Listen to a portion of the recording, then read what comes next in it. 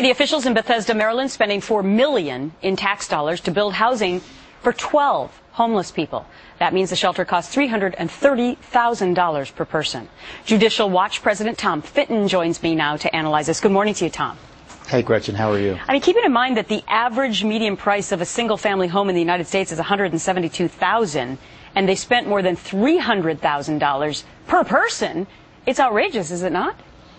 It is outrageous, and there was $1 million in stimulus money that went to this project. So arguably the project wouldn't have even happened if not for the initial federal outlay.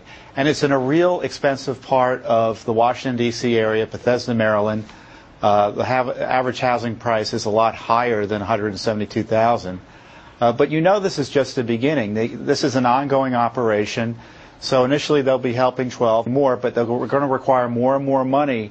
And, you know, when you look behind the agency that started this in Montgomery County, Maryland, they received $4.7 million in stimulus money. And, you know, we all want to help the homeless, but there has to be more efficient ways to do it. And where are the jobs that come from this? This is why the stimulus is such a destructive force.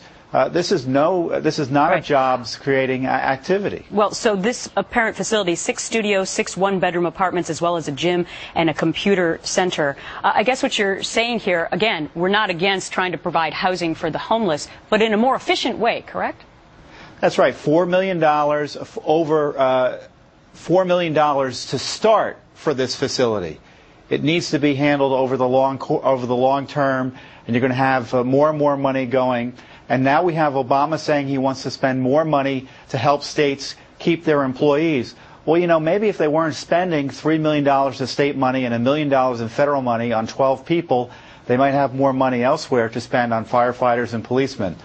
This is an outrageous waste, and this is just the tip of the iceberg, as you all have been reporting, on the stimulus waste, fraud, and abuse. And if this is not the definition of waste, I don't know what is. And if it's just one example, you got to wonder how many others are going on across the country. Tom Fitton, the president of Judicial Watch, thanks for explaining it to us this morning. Hey, thank you, Gretchen.